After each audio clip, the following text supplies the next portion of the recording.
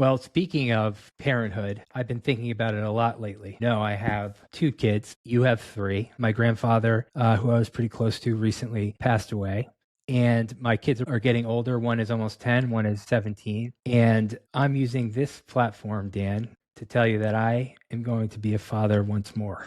Officially? Officially. Congratulations. Doing it on the podcast. Whoa. Didn't want to tell you, but you're the first one outside of, I told my mom very briefly, but childhood is happening once more. I'm a little miffed because usually, I know before the mother even knows. I know. Hopefully your oldest, when he sees the differences in the way he was raised and the way the new one's being raised, hopefully he realizes it was practice.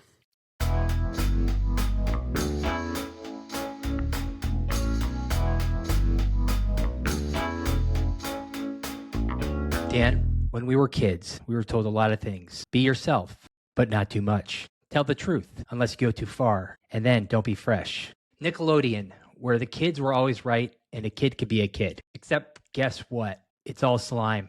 Behind the curtain, it's a neon sweatshop. Precocious child robots cosplaying as grown-ups, groomed by producers named Chester, and overweight parents willing to rent their children out like Airbnb units. Color inside the lines. Use your inside voice. Raise your hand. Don't swallow gum or it'll come out in your poop, or it'll live in your stomach for 7 years.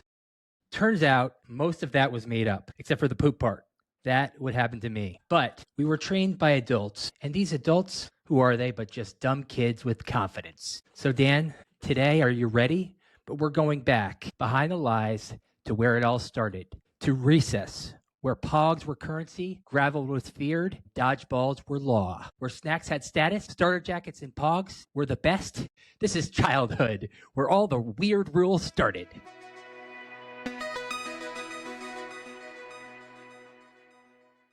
Everybody, welcome to Outtakes with Matt and Dan, and where everything we say could technically be an outtake, which is why we call it that. If we didn't keep it all in, we'd have nothing. Where everything we say can and will be used against us. Yes.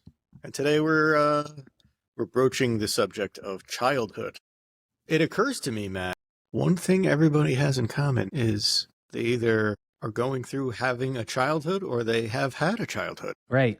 That's no exceptions. Point. Nope. Except for dead babies. And they're not around. Right. That's a good point. This is something that everybody can relate to. Yeah. Yeah. So you're saying we all start with that tabula rasa of childhood, and we've all been through it. We've all done it. Yeah. And some people don't ever leave their childhood in a maturity sense. I still think of myself as just a kid that's trying to fake knowing what he's doing, being a grown up. Yeah, I do. Is that a good thing or a bad thing? Oh, there's pros and cons. It's good to be youthful of mind and heart. Mm-hmm. But also when I'm performing surgery on somebody and then I ask the nurse for a crayon and some Play-Doh, it goes badly. That brings me up to a very good clip that I'm going to show you right now. I love babies. I think they are beautiful in all sorts of different ways. I try to pick up and hold a baby every day if possible because it nourishes me. It feeds my soul. Babies are drawn to me. And I think it's because they see me as one of them, but cooler and with my life put together a little bit. If a baby were president, there would be no taxes, there would be no war, there would be no government, and things could get terrible. It's actually probably a better screenplay idea than a series suggestion. Very apropos. I remember that episode. Which episode was that, Dan? I know it's when Jan brings her baby and they're throwing a baby shower for her, not realizing she already had the baby. That's right. I believe it was called Baby Shower, and it was in season 4, episode 4 or 5. This is right off the top of the dome. It's when Michael realized that was not his baby. He is not a baby daddy. So the guy who pulled the clip and played it just off the top of the dome knew where it was from. Little suspicious. Let's go back to the tape. If you want me to share my screen, I will show you that there's no episode information. And all you sleuths out there, you can go F yourself. Sorry. We bleep that. Bleep that, Mark. So, Dan, you say it's apropos. Why? Well, I mean, it's kind of what I was talking about, how you always think of yourself as a kid or, you know, Michael Scott said there, I think babies are drawn to me because they see me as one of them. And he's definitely a guy that's somewhat immature and childlike in his approach to life. There are some people, so there's a whole, as with anything, spectrum, but my point is kind of maybe a narrow view of it. But there are people that never grow out of their childhood, stay immature for one reason or another. And then there's other people that have a tougher family situation and a harsher childhood that maybe grow up faster than they should because they feel the burden of responsibility or taking care of younger siblings. And they had to grow up fast. And they have to grow up fast. That sticks with them. A lot of people, they go through something, their brain forms while they're maturing in a different way, wherein they can never have that happy-go-lucky type of attitude. Everything is serious. I'm responsible for this. I'm responsible for that. I've always been responsible. So yeah, the childhood is really, I mean, it seems obvious to say, but it's the foundation on which your life is built. It's what forms you as an adult. All we are is our experiences. So when does that loss of innocence? When did that? Let's turn it inward and let's talk about your childhood and our childhood, our shared childhood. When for you, detail for us the most kind of blissful moments that you've had before that loss of innocence or when you had to grow up, and give us the details on what it was like before and what it was like after. Well, I'll tell you, the turning point for me was, I remember everything was very, very dark. And then after a lot of struggle, I came out the other side and was in a hospital. They put me under some kind of lamp and like, where's my scotch? And, you know, are you Captain America? The doctor said, holy shit, this kid was just born. He can talk. So you lost your childhood during birth. You remember it because you remember it all. Oh, yeah. Like Terrence Howard. Terrence Howard in the movie. Wait, Terrence Howard from Hustle and Flow? Yeah. Have you not paid attention to Terrence Howard shenanigans over the past couple of years? No. Yes, I have. But yes, go ahead. Yeah. I have a little. Well, while he describes his new way of doing math and how he's a genius, he also says that he remembered his birth and he remembers looking at his hand and naming it. And that was his only friend in the womb because he's such a powerful genius that his brain developed really early. Now that he's using good childhood logic because he doesn't have any proof and there's no way to prove whether you've remembered your birth or not, other than to verify it with the actual doctor or your mother, who's probably in a lot of pain. Well, you know, if you want to believe scientific research, it's impossible to form those kind of memories at that point with brain development. But hey, who's to say? So you don't believe that he's a powerful genius? Well, no, but that's only because I do believe he's an idiot. All right. Well, but we're going to go back to the eternal question of, was he born that idiot? Was he born an idiot, or did he form those idiot kind of tendencies throughout his childhood? Yeah, I don't know that much about his whole life and his childhood. I do. I mean, I don't know. Maybe his mother took a lot of weird chemicals or something when she was pregnant with him. I don't. So you're saying he never had a chance? I'm saying that's a possibility. I don't know. I mean, let's not discount the talent of this man. He was able to learn rap. He's a classically trained musician. And he was able to learn rap for the pimp role in Hustle and Flow. It's kind of hard out here for a pimp when you're trying to make the money for the rent. Dee-dee-dee. And having the money spent. Terrence Howard, Anthony Anderson, Taryn Manning, Terrence Howard. Also, she was nominated for an Academy Award. Whoop that trick. Mm-hmm. Mm-hmm. She was in the mother in the Karate Kid. Damn it. I wonder if he wasn't asked to return as he was in Empire. Okay, yes. He was also in the first Iron Man movie. I know, but Empire, what was the woman in Empire, his wife? Cookie. Yeah. She was one of in Hustle and Flow. But go ahead about the Iron Man. I wonder if he wasn't invited to return for any of the sequels. I mean, I'm sure it's public knowledge and everybody knows why he actually wasn't invited to return. But I don't know anything like that, so I'm going to make up my own story. Maybe he did his new math where 1 × 1 = 2, and was thinking about it in his trailer and flipped out and was just like, that's not how you would build an arc reactor. That's exactly why. The script is bullshit. That's exactly why. So he thought his problem is he thinks he's too much of an adult. He takes himself too seriously. He takes himself way too seriously. And he's wrong about everything. So on the one hand, he takes himself very seriously and is way too adult-minded, while at the same time, he's very child-minded because everything's bullshit and nonsense, and it's magical thinking, as a lot of children like to do. Right. Well, I personally am entertained by him, and I'm a fan. Anybody who's got something bad to say, Terrence, I got your back. Okay? Cool. Well, I'm being facetious. All right. Dan, so what was your best childhood memory? Give me some highlights.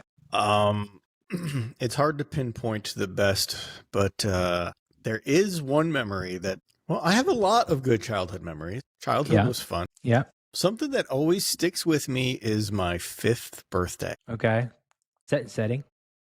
I don't remember exactly where it was. It was at some kind of park, right? There was playground equipment, and there was an indoor area to eat whatever food you brought in. My parents ordered a bunch of pizza for all the kids. We did not have a lot of money, but I thought I was the coolest kid in the world because instead of pin the tail on the donkey, my mom went to Party City and bought Pin the Pizza on the Turtle. And it was a Ninja Turtle with the piece of pizza missing from his hand, and you could picture what I'm talking about. But I thought that was the greatest thing ever. And I believe it was around the same time for that birthday, I got a pair of Superman sneakers. And Superman, my uncle took me to see Superman in the theater. I think it was Superman 4.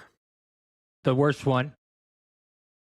Well, not to me. That was the magic of cinema. I fell in love with Superman and that weird fake Superman that Lex Luthor made. Yeah. Anyway, I got a pair of Superman sneakers, and with those sneakers came a Superman cape. And the women at the shoe store thought I was adorable and said, oh, look at this. You get this cape with these shoes. You're going to be flying around the house. And I thought they were serious. So I got home. I put the sneakers on, tied the cape around my neck, and jumped headfirst right off the couch and belly flopped right onto the fucking ground. And I said to my mom, the cape doesn't work. And did you try again? The whole ride home, I was just imagining flying around my living room, thinking about how great it was going to be.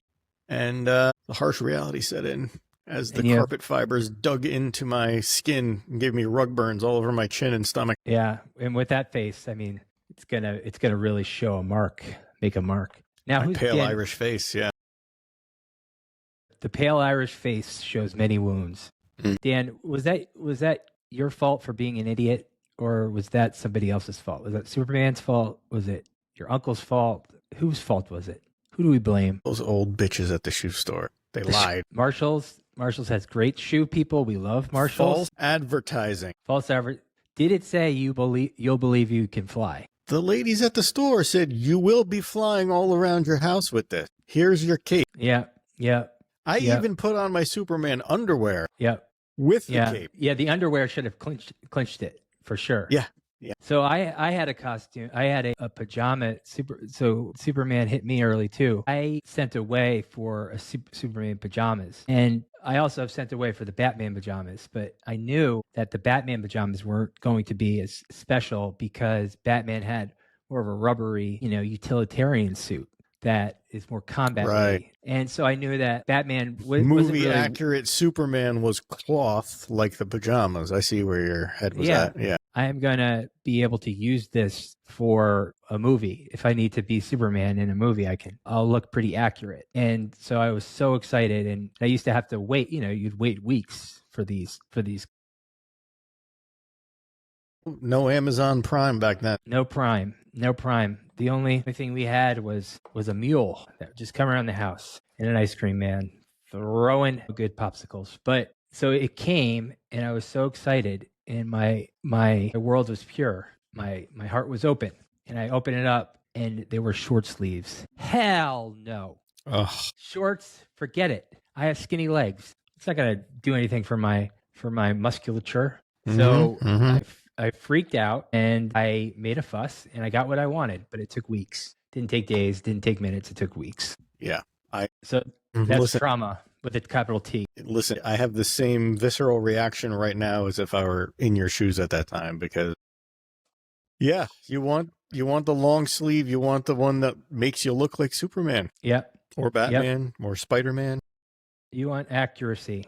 You want accuracy. Yeah, kids are, see, the thing is that kids can be very literal, but I also think kids can understand sarcasm if they want to. Kids can stretch if they want. Kids are flexible. I think I was really young, but I was predisposed to a lot of corny, sarcastic humor when I was younger, and I caught on to a lot of that stuff at a younger age than a lot of my friends did, because both my father and grandfather on my father's side, everything was a pun. Everything was dry. Yeah, everything was dry. Everything was boom, pun, big pun. Yeah, I remember visiting my grandfather. He had a Lincoln Town Car. I think he had just gotten this one, and he's like, picked us up from the airport. We were visiting him in Florida. Yes. Oh, I got plenty of room for all your bags. Look how big my trunk is. He opened it up, and my younger sister, wow, that is big. Yep, goes all the way to the bottom. It does? And my grandfather just went, oh boy. The dry sarcastic stuff doesn't play well with sisters. They had no time for it. And I just want to give a shout out to that. She just thought, just be simple. Stop trying to be funny. Stop trying to confuse me. I think in her head, like, yeah, it goes all the way to the bottom of the car. But he's being sarcastic and being like, that hole goes all the way to the bottom of the hole. She didn't realize there was any joke there, that it was dry. There was no tone of a joke to it. But he was the same guy. We went, and when I was in middle school, we took a trip. He paid for my whole family's trip, and we were still not well off where we could afford a big trip like that. We went out to Vegas with him.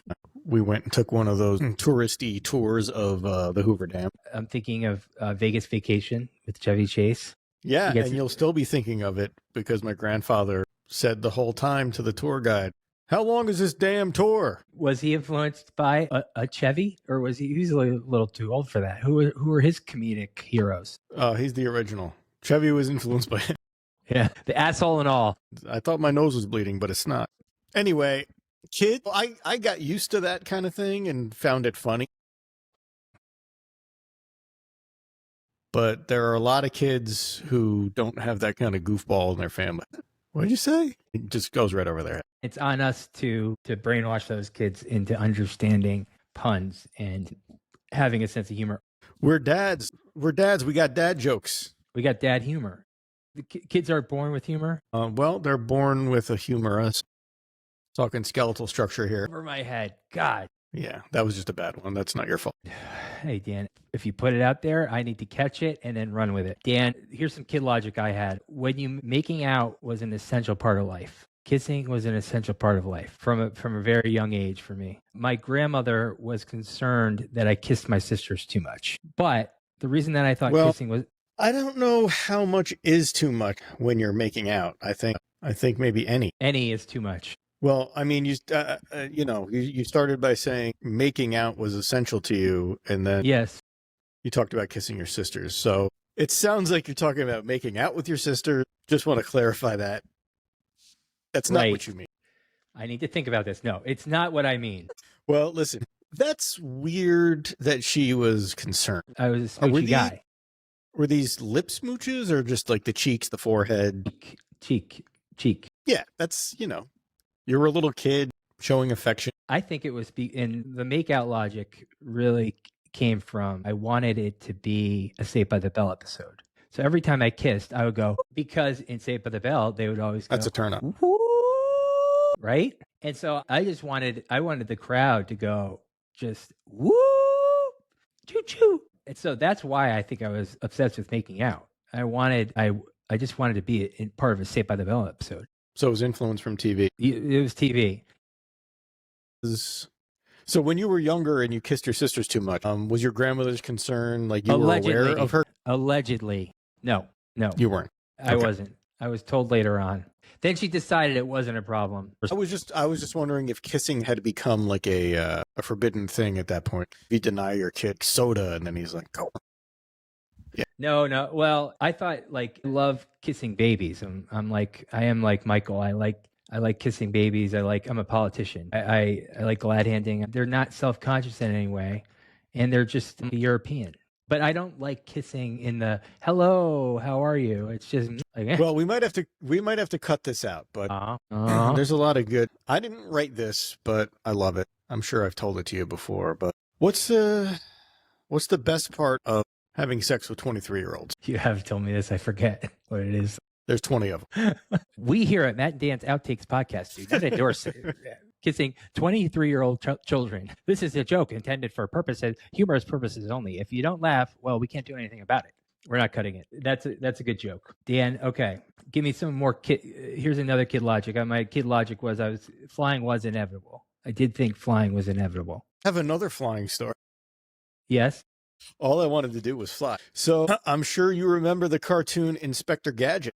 Sometimes Inspector Gadget would be falling and he would say, go, Gadget umbrella.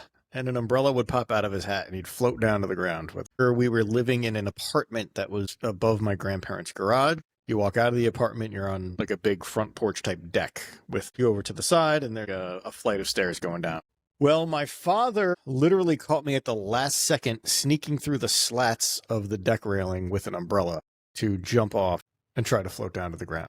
He saw me doing it, grabbed me, pulled me back violently. Like, what the hell do you think you're doing? And the next day there was chicken wire stapled all around the railing of the deck. Do you remember being afraid when he yelled at you? I remember other times being afraid when I was in trouble, but that time I wasn't afraid. Oh, what are you doing, man? I'm about to float to the ground. You just ruined it. I was always afraid of getting yelled at. And I think a lot of adults become pretty fearful. And the more fear we put in children, the more that they become like us and fearful and adult-like. It's one of those detractors of the loss of innocence. Can you remember things from your childhood where, that just kind of broke me? Or it kind of carries over, Matt, where you get the jump scare. And I still react like a child when I get startled that way. Is that true? Is it true? Am I lying? Do you think I'm lying? Am I just making it up? I don't. Yeah. I'm a master of deceit. Yeah. I'm adjusting my chair here a little bit. Yeah, adjust it. Because, well, I'm sure that is true to an extent. I do remember you being way more so than me. Like, shut up, Mom, even at a very young age. With women, it was different. Oh, okay. I came from a chauvinistic upbringing where I could say whatever I wanted to women. That's not 100% true. Just 99. We're speaking from like when I was a teenager. Nope. I remember. You remember me being at your old house? Yeah. Yes. The triplets were babies. Yes. It happened then too. Yeah. No, it did. My mom was also very jocular, and so I would never. I mean, we look at the video of us driving. My mom's, Matt, are you really on the road? You can't do that. I'm like, quiet. Well, first you said, no, we're just on the driveway. To the folks at home who don't know about this, visit our YouTube channel. Yes.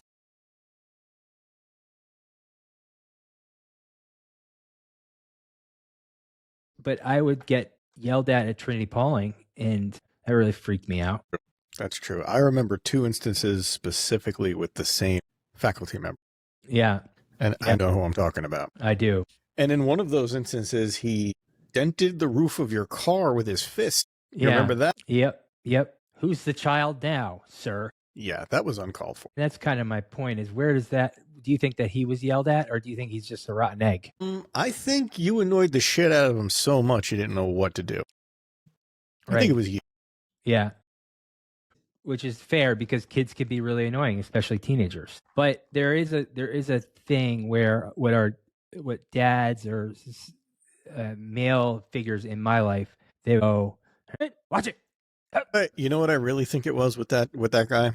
Well, while I do think you annoyed the shit out of him, but I think his inability to control himself when he should have, He was a broad, strong guy, but he was also a short guy. Micro penis? No, I think it's like a Napoleon complex thing. Oh, yeah. Yeah. And I know he was very into sports, and he probably couldn't make it very far with his height. And I think he was frustrated with life because of his stature. Right. Yeah. Oh, well, I forgive him.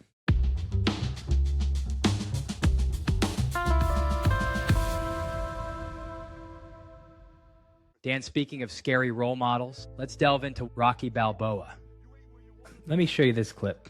You ain't gonna believe this, but you used to fit right here. I'd hold you up and say to your mother, this kid's gonna be the best in the world. This kid's gonna be somebody better than anybody I ever knew. And you grew up good and wonderful, and it was great. Just watching you every day was a privilege. Then the time came for you to be your own man and take on the world. And you did. And somewhere along the line, you changed. You stopped being you, and you let people stick a finger in your face and tell you you're no good. And when things got hard, you started looking for someone to blame, like a big shadow. Let me tell you something you already know. The world ain't sunshine and rainbows. It's a very mean and nasty place. And I don't care how tough you are, it will beat you to your knees and keep you there permanently if you let it. You, me, or nobody hits as hard as life's gonna hit. But it ain't about how hard you hit. It's about how hard you get hit. And you keep moving forward. And you take it. And you keep moving forward. That's how winning is done. Rocky. Sylvester Railroad. It's a good speech. It's a good lesson. So what is the winning is done part? That's the part where I don't understand. Where's the winning is done? What's the point? So you're a beautiful child. You grow up and you're great. And you're not self-conscious, right? You are born and like, this is a good kid. He's a good kid, great kid. And he was happy. And then somewhere along the line, he started listening to the world, right? And then that messed him up because he got two in his head and he let that world beat him down. And then, so that world that's beating the shit out of him, right, is he's losing. And the way that you win is you get hit. It's not how hard you get hit, but it's how hard you get hit. And you keep moving forward and you say, life, that's silly. I'm going to keep going forward because I want to win. That's the part I don't understand. Why does keep moving? What are you winning? Okay. So obviously this is Rocky. He's making a metaphor with boxing. He's also a punch drunk. It applies to more than just boxing. If you want to win at life, be successful, even if success is just being happy. Think about it this way. I'm going to take exception. How are we supposed to, why is it being happy? Why are we trying to find happiness? Isn't that an illusion? Yeah, help me. Yes, happiness is an illusion. Misery is all there is. That's Buddhism. That's what I believe.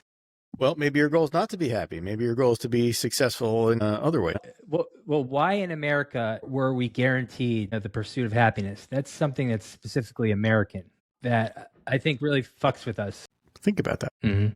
Say it again. What do you guarantee? The pursuit of happiness. Okay. Yep. You're not guaranteed happiness. You're guaranteed the pursuit. The pursuit. Or should it be acceptance that life is suffering? Are you saying that Thomas Jefferson just reworded let them eat cake? I am, actually. And I think he's full of shit. Mm-hmm. That John Denver is full of shit. Yeah. Let the peasants keep chasing happiness. As long as they're chasing happiness, we can do whatever we want up here. Right. Give them the religion, give them some false sort of, that's not exactly where I was going, but I think it's a good point. I think there's an illusion there that we're not really looking into. It's why we're like obsessed over celebrating birthdays and these holidays and Christmas and these mystery box surprise life things where it's sort of hearkening back to this illusion of childhood happiness that doesn't really exist. What exists is the truth of self is that we live and we die, and then we try to love as much as possible. And childhood is love. I'm sounding like John Lennon here, but I think it's the love part that we kind of miss. It should be the pursuit of love. The pursuit of, and love can be a lot of different things. Love can be death, it could be pain, it could be suffering, it could be connection, it could be the happiness thing. I think gets us all screwed up. Yeah, I see what you mean. But back to, if I may, back to the Sylvester Stallone speech. Right. We really started the conversation talking about what he meant by winning, right? Right. So Like, picture it this way. You're a little kid that learns about basketball and plays with one of those little hoops on the back of your bedroom door, and maybe gets a hoop in the driveway or something, and you think you're the shit. And then you go to a basketball camp or a rec league, and you're like, oh, wait till these kids see how much I've been practicing. And then it's like, oh, shit. I suck. All these kids are better than me. The point of Sylvester Stallone's speech is, then do you just quit basketball? Or do you work harder to be as good or even better than those kids? Because then you can enjoy the basketball. Yeah. You don't lose it. Yeah. You keep going. Right. And so for Sylvester Stallone, he had a really hard childhood, right? He was told that he was nothing. He had the thing where his voice was affected. He said he couldn't be a good actor, but he had that iron will and that determination, right? Yeah. Poor guy was like 35 years old till somebody told him, most people cook eggs. How about Why are you eating them like that? How about this quote? That's a good. And just FYI, Sylvester Stallone, I don't know if he's happy or not, but he didn't have a great childhood, but he had a good adulthood. Let's just cut that. I don't know what I'm saying there. Okay. Well, listen, you bring up a good point. Actually, don't cut. Okay, don't cut it. There's a lot of people with the belief, and there's a lot of anecdotal evidence to the fact that there's even a saying about it, that weak men make strong men and strong men make weak men. Generationally speaking, you got hard knock life, people that have it tough trying to make things better for their children. And when they do make it better for their children are soft. They don't have to fight for anything. And then they become so bad at providing any kind of will or struggle or anything that it comes full circle again. Right. And it's interesting that Sylvester Stallone's son died of a drug overdose. I believe he wrote that speech. Maybe he was still alive, but I think he was in the throes of drug addiction. But I think he was speaking to his actual son, who played his son in the Rocky V. So I think there's some real pain going on there of Sylvester Stallone trying to communicate a lesson that he couldn't do. He couldn't communicate in real life, which as a father is extremely painful. So he's talking to the innocence that his kid once had, and now he's an adult and he's sort of lost that. Dan, you still haven't told me. When it all went to shit for you. When was your loss of childhood? Well, if you really want to get into it, I know the answer to that, and I know what you're trying to drive at. No. I was going to say when Star Wars came out. Of the closet? Well, I thought Star Wars was straight for so long. It's been gay. No, I'm trying to speak to those days when you were watching the second Star Wars and how that transported you and missing that blissful state. I think what you're saying is like I used to watch The Empire Strikes Back. I'd be taken away to Star Wars land in my mind, and then at a certain point, I was just watching a movie, and it wasn't. Well, there's a sacred. I'm saying that there was a sacredness to that experience. That does that still exist for you? Those sacred experiences. Yeah, I think sometimes, but it's very, very hard to come by. Yeah. Well, and when you grow up and you have more responsibilities and more things to worry and think about, it's nice to have a movie to escape into or whatever to relax every once in a while, right? But yeah, I think it's harder the more you have to kind of let go for that 2 hours, the harder it is to completely let everything go. When you're a kid, that's your full concern at that time. Right. Concern is I'm hungry, I'm bored. My concern a lot was being bored. Well, that was when am I going to have the next sleepover? When am I going to have my next sleepover? Yeah. You're a lot like some kids I know these days with that stuff. I'm bored. But I was almost incapable of being bored. And why is that? I'm perfectly content being alone. I'm perfectly content not being entertained. When I was a kid, I could stare at a wall and imagine shit going on. Yeah. Can you still do that? Yeah. Yeah. I can. Yeah. I think I'm gonna put you in this little hole in this little basement for good. Dan, it's 12:55. I have a few more important topics that I want to bring up. Okay, because we're gonna have to go. Lightning right? We're gonna have to go. Okay. All Okay. Well, I need to know because I don't need to know. Okay. So parenthood versus childhood. How does our own childhood hold us back from being parents? How does it move us forward? How does looking at our own parents as people help us and also try to give our kids a better childhood or carry on the tradition? Okay, so one thing that immediately pops into my head when you start saying that, do you ever find yourself falling into like a weird trap of like handling something the same way your father would have handled? Yes. And somewhere in the recesses of your mind, you're like, this is what a dad's supposed to do in this situation. This is how a dad's supposed to do. Yep. Generational trauma. Yeah. And then maybe some distance from that situation. And then you're like, wait a minute, my dad didn't do that right at all. Why am I imitating the same behavior? It's such an easy trap to fall into, but that's when you grow up and that's your mom, that's kind of like, it's almost, for those lucky enough to have a dad, I know some people don't, but that's like your training for being a dad later. Yeah. Yeah. Well, speaking of parenthood, I've been thinking about it a lot lately. No, I have 2 kids. You have 3. My grandfather, who I was pretty close to recently, passed away. And my kids are getting older. One is almost 10, one is 17. And I'm using this platform, Dan, to tell you that I am going to be a father once more. Officially? Officially. Congratulations. Doing it on the podcast. Whoa. Didn't want to tell you. Oh my God. Now it's very early, but she's telling people. Jude doesn't know. George doesn't know, but you're the first one outside of, I told my mom very briefly, but okay. But childhood is happening once more. I'm a little miffed because usually, I know before the mother even knows. I know. But well, that's really good news. Yeah, and it's way like we found out literally it's only been a few weeks. But when I shoot straight, and hopefully it'll take. Hopefully your oldest, when he sees the differences in the way he was raised and the way the new one's being raised, hopefully he realizes it was practice. That is a fear. That is a very real fear that I have. Well, I'm going to say that my loss of childhood was really when I became a father. Didn't have to be that way, and it won't. Yeah. He's 17 now. Yep. Yeah, and that's crazy because you're 27. 10-year first. You were pretty young. First, it's so funny because we had kids the same age, but I was 9 months earlier, and it felt like so much longer. It did. It really. Why? Because you saw. I guess I was the first. That's why. Maybe. Yeah.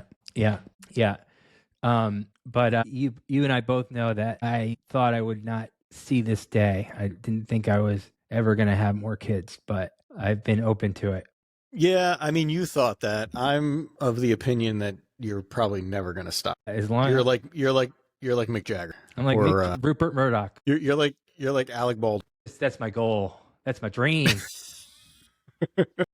And the cats in the cradles and the silver spoons, little boy blue and the man in the moon. When you're coming home, son, I don't know when. We'll get together then, son. We'll have a good time then. Things I was convinced of as a kid. The week had 7.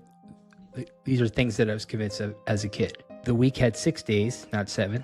God was George Washington. Kids and parents had equal rights, and kids could be a parent for a day. I'm back. He's back, folks. I want to apologize to our viewing audience for anything that happened in my absence. I don't trust Matt. I got naked and I got explicit. I was singing, and the cats in the cradles and the silver spoons, the little boy blue and the man on the moon. Oh, yes. When you're coming home, we'll get together then, boy. That was my father's favorite song for a short while. You? No, when I became like college age. He realized he messed up. Done more. I could have spent more time. If you did a good job or not, or no matter how much you tried to put into it, once your kids are grown and ready to leave the nest, most of the time I feel like can't help but feel you could have done more or spent more time, or nobody's perfect. Parenting is really making it up as you go along once you become one. Yeah. And I'm not going to say that people necessarily are full of regret. You always can self-critique and be like, yeah, could have done this better. I could have, nobody lays in their deathbed and says, I wish I worked, I wish I spent more time with family is what. Except for my grandfather. 9 times out of 10. His final words were, I still got shit to do. Got to clean out those garbages. I got to put bleach. I got to bleach the garbage cans before garbage pickup. That were his literal last words. Those were his. He was a hardworking guy. Yeah. He did feel like he still wanted more time. He still wanted more time. The sands of time. Well, yeah. Listen, who doesn't want more time, especially if you're still cognitive and with it? And, if you're still full of life, you want to still have some life. Yeah, that's right. Dan, how does childhood hold us back and move us forward? Well, I think we've touched on people having shitty childhoods or traumatic childhoods and generational trauma, whatever. We didn't touch on it that much, but we mentioned. I think it plays a big factor in your adulthood and who you are as a person. Some people are driven by, maybe in spite, what their childhood was or how they feel their parent, wronged them, and they try to prove that they can move beyond. Some people let it bring them down and use it as an excuse to kind of flounder. And on the other hand, some people had a great childhood and have always been taken care of and don't have the skills to take care of themselves, and they flounder in that way because they're just like, hey, I'm 38, mom and dad. You're still paying for my car insurance. It's always going to get you eventually. The car insurance. Will it catch up to everybody in the end? Yeah. I was speaking to a younger guy at my office the other day who was telling me, he's like, yeah, I got away with my parents paying my cell phone bill till I was 2024 until I wrecked my dad's car. And he's like, I need the money to fix my car. You're cut off from the cell phone. I've lived off my parents' teat in various ways for a long time, and it feels good to be more independent. Some of that was based on stuff that might have been out of my control, but it was a privilege nonetheless. And my sons respect me less because of it. So it catches up to you. Okay.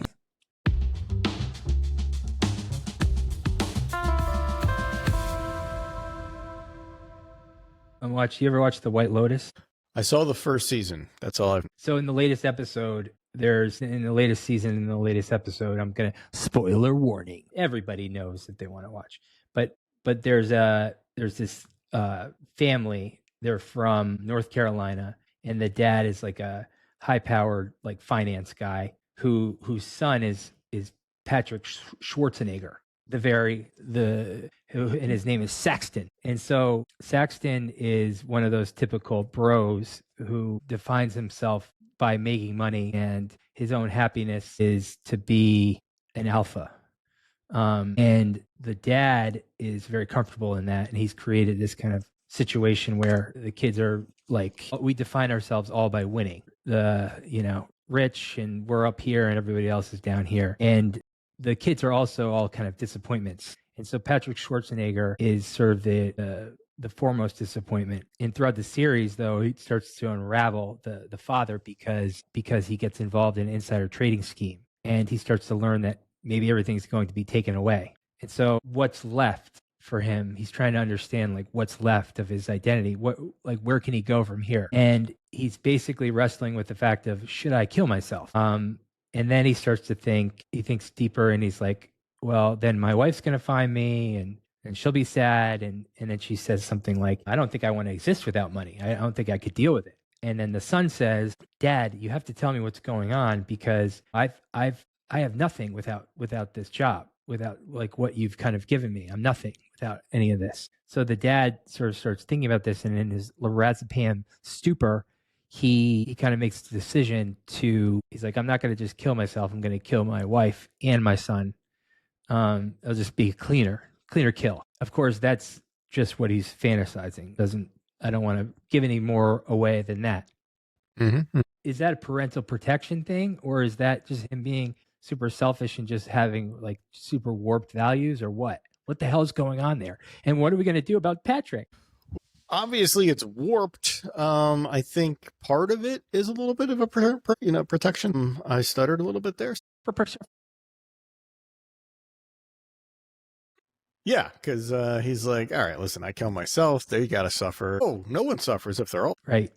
I mean, Obviously, the guy wasn't thinking clearly, because the right move is to pay somebody to kill you, and then your family can still collect the life insurance. I mean, It's a done. great point, and if he was strategizing, he would think about it that way for sure. He also is, but he's not fully considering the possibility of, like, what do I look like without any of this stuff? Am I anything? And his conclusion about his son and his wife are like, no, we're nothing without this. Mm-hmm. The projection that we kind of, yeah. That's, ultimately a very low opinion of everybody. Right. Right. And a low opinion they have of themselves. Yeah. Yeah. And yeah, so it's pathetic in a sense. Look how well they made it work on Schitt's Creek. I know. That made motel rooms deluxe, in my opinion.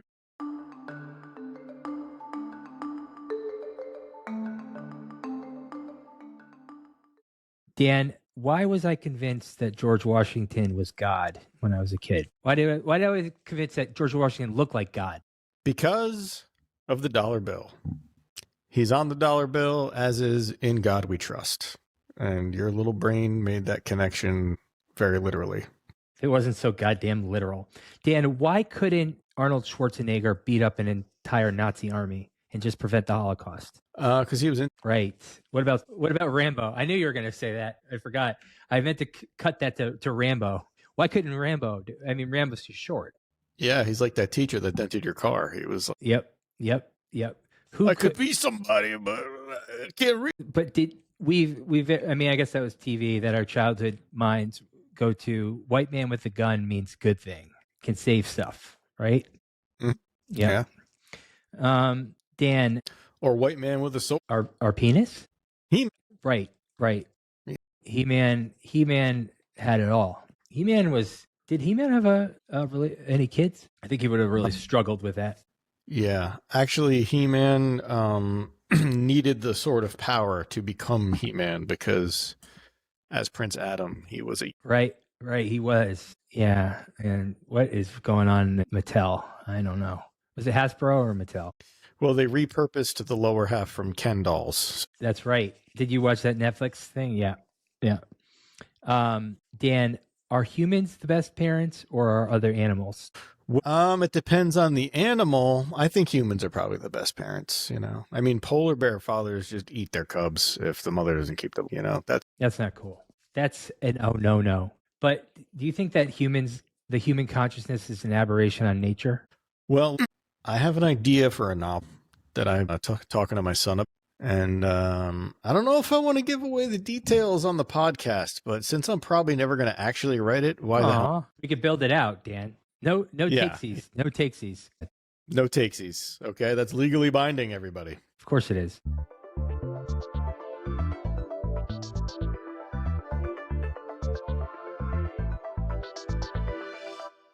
Okay, this is my novel. My novel idea for a novel. Elon Musk with SpaceX is like obsessed with making life interplanetary and creating a colony on Mars. Yeah. And there are ways to terraform Mars to make it livable for humans. And there's evidence that there was water and life on Mars at one point. It seems like a real shithole in my opinion, but yeah.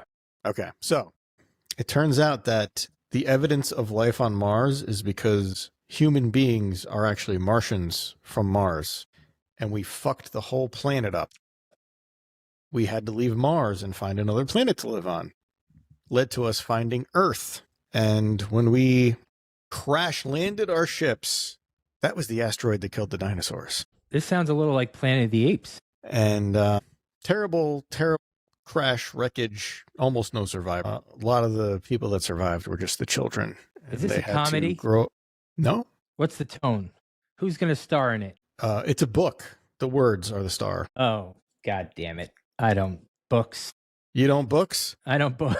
No, keep going. Sorry. Yeah, most of the survivors are younger people, children who were left to fend for themselves, ended up creating primitive dwellings and tools until they could form a new society, ancient Greece and Rome and blah, blah, blah, blah, blah. Now we're fucking up this planet and we're looking for another one. Hey, Mars looks like it could be lived on. Full circle. Did this is similar to the Planet of the Apes, I think. No. How is it different? The Planet of the Apes is Earth, and then Earth in the future. Oh, okay. Give me vibes. What's this vibe? Is this like our survival? What's that book that we liked? Survival. What was a good book? Dan, it was a book with Piggy. Piggy? Yeah, with Piggy. Miss Piggy? Not Miss Piggy. Piggy, the Piggy boy. What is it? Charlotte's Web? I got it. Hold on. They all crash land on an island. Are you talking about Lord of the Flies? Lord of the Flies. Is it like a Lord of the Flies type thing? Is it like Interstellar? Google is failing. Well, unfortunately, Dan, we're gonna have to pass on your book option because you couldn't learn how to Google correctly, and you just missed out on a huge deal. No, okay. No. We want to keep it. We want Dan. We want to keep it. We want to keep you in the HarperCollins family. We're just kidding. It's April Fool's. Dan, guess what? It's April Fool's. The baby is not real. Wait a minute. What? No, it's real. It's real. That would be so mean. Anyway, the vibe of my book is the vibe of another book I don't know.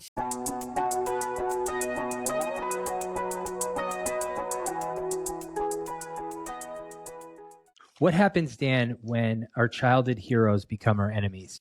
Our childhood heroes become our enemy. Or there's that saying, when you meet your childhood hero. Don't meet your hero. Right. Or can you think of personal examples? Well, going back to Arnold Schwarzenegger. Going back, Bill Cosby. He just wanted nap time. You know, the crazy thing is, you ever hear his... I used to listen to his stand-up middle school art. My art teacher would play the stand-up tape as good background noise while we were working on drawings and stuff like that. And Mr. Family Friend. It was honorary. I believe it was taken away from him after the scandal. He liked to be referred to as doctor. Yeah. It's hard to refer to him as that when you're unconscious. Right. But still, he had a bit.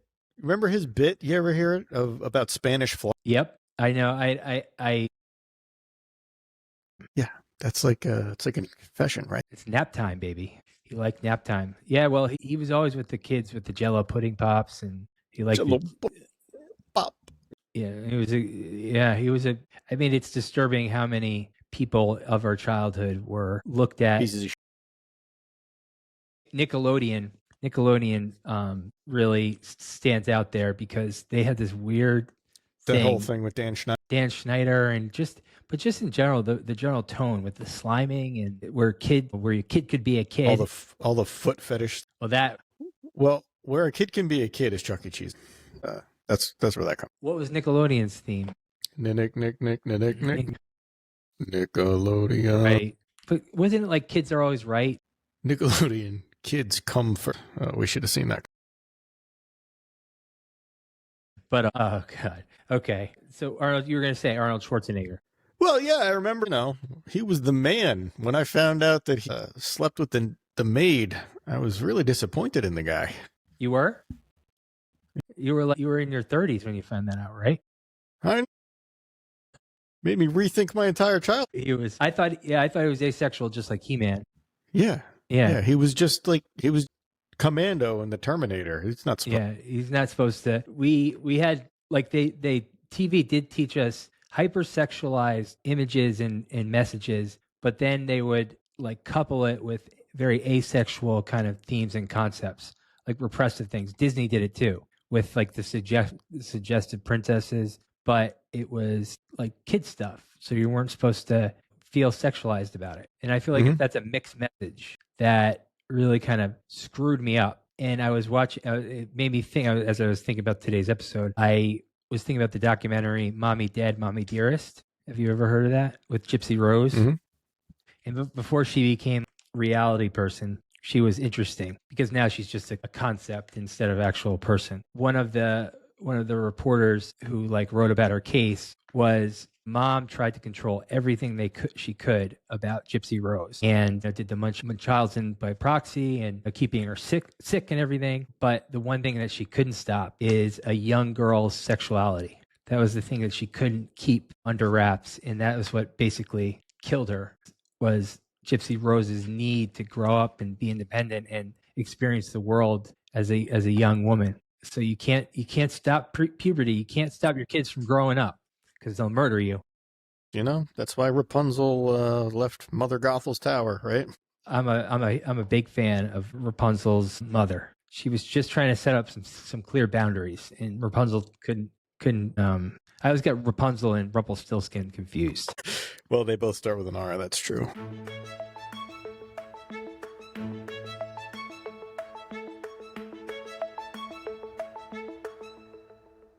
So, Dan, before we're going to wrap things up. Too late. She's already pregnant. Dan, now that your kids are getting older and your kids are less growing into little adults or big adults, and I'm sure there's a lot of nostalgia connected to that. Can you think of any moments where you get to spend with your kid or anything that particularly touched you as a parent, kind of relating to your kid that you kind of see as special? No. He's shut down, folks. I really hope they talk to me well. You know, some of the stuff that's on purpose, definitely, like not a lot of, it's expensive as hell, but a couple of trips to Disney World that you're hoping seem magical to them, especially when they're really, it does. They're like, whoa, amazed by like all this, the big castles that you touch and see, and the characters and the rides and the fireworks. It's all a facade. Well, yeah, but it's a facade with a purpose, and that's the purpose. There was a couple of vacations with my family as a kid that you were away from your house and your parents didn't have to go to work and they were like spending the whole day with you. Those are special moments that you remember. Yeah, just clear everything out and focus on these kids you love so much and you're able to give your full attention and heart to. It's kind of nice. And then as they get older and they're like always wanting to hang out with friends and do other stuff. Yeah. You hope that there's still those opportunities where you also get one-on-one time or spend some time with them. And then when those happen and they're frequent and more rare, it's, I feel like it's more meaningful and more special to you because you're like, okay, I'm going to try to make this count because this is, few and far between these days. There's some parents that want their kids to be kids forever, and they get upset, kind of secretly upset that their kids are no longer, the cute little rascals that they used to be. What's with that? Yeah, I mean, I think everyone has at least a little bit of that in them. Stay cute. Or worse, some people, from the time you're able to make yourself a peanut butter and jelly sandwich, you're your own person. Figure it out. It's about time. Oh, we need milk? You have a bike? Go to the store. I find myself doing that many, many ways. But yeah, I mean, sometimes it's hard to let go, especially if you actually being a parent and your kid. Some people don't like their kids. I like the thought of them. I love my kids. How about C.S. Lewis? He says, when I became a man, I put away childish things, including the fear of childishness and the desire to be very grown up. Yeah. So what's he saying there? Be forever child? I think when you're on the verge of adulthood, you're kind of feeling yourself a little bit and you're like, yeah, I'm a man now. I'm an adult, and sometimes you do things to prove how adult you are, and like, yeah, I'm responsible, I have a job, I do this, I do that, and then you grow older, and you're like, all right, that's just bravado. Like, I could be silly. There's nothing taken away from my manhood if I'm a little childish. Yeah, and that's what I think we want to hit home. That's my takeaway from today: is don't be afraid to be a little silly. Make some mistakes, get childish, wear those Superman costumes, try flying off your couch, get hurt. Gravel is currency, all right? The more skinned knees that you have, the better. Feel that pain. At the risk of sounding woke, because nobody wants to sound woke all of a sudden. We don't like the woke. But men, it's okay to cry. It's okay to cry. Yeah, I cry. It's okay to cry. We love crying. I love crying. It feels good. Crying out loud. Yeah. And so what if some people will respect you less and tune out and possibly try to strangle you in your sleep? So what if your social currency is out the window? Cry. Be a baby. Be a baby. Be a big baby. As ODB said, big baby Jesus, I can't wait. Big baby Jesus, I can't wait. Because everybody loves baby Jesus, right? Yeah, especially Ricky Bobby. Oh yeah, he loved baby Jesus. Dan, do you have any final quotes? Any final takeaways? Yes. Yes. I just hope everybody enjoyed listening to this as much as we enjoy babbling on. But just know, don't take it too seriously because Matt and I are full of shit. I think you need to take every word as gospel because, like the apostles, we're writing this as we go, and it's going to be better and better. It just keeps on getting better and better. But for real, we're both proud dads. We spent a lot of our childhood with each other. Best was having wrestling matches at my house, and for fuel, we'd eat rice cakes. That's right. We would eat rice cakes for fuel. Oh, that reminds me of one other story that I think we should close out with. Okay, go. All right. So one of my favorite things to do with Dan was to have sleepovers. And every weekend, I would genuinely look forward to either going to a movie or watching a movie, playing Sega Dreamcast, possibly making a movie, sitting on either Dan's couch or my couch, and just talking about girls, talking about nonsense, eating a lot of sugar, just being a fucking Nickelodeon kid. And when we got older, I really feared that those sleepovers would end. And they did. But guess what? We still talk and we still have that childhood connection. And one of these days, when our kids are out of the house, we're going to have more sleepovers. I might be 60, but we're going to do it. And it's going to happen. We are going to do it. And even though it's few and far between, we still sometimes get to go to the movies. Yep. And it's just like it then. It's just like it was back then. And so hold on to that. Hold on to that, children. And we're going to come back with a new episode, a different episode, something else. That's all I got. Well, that was very touching, Matt. Thank you for saying that. I love you, buddy. I love you too.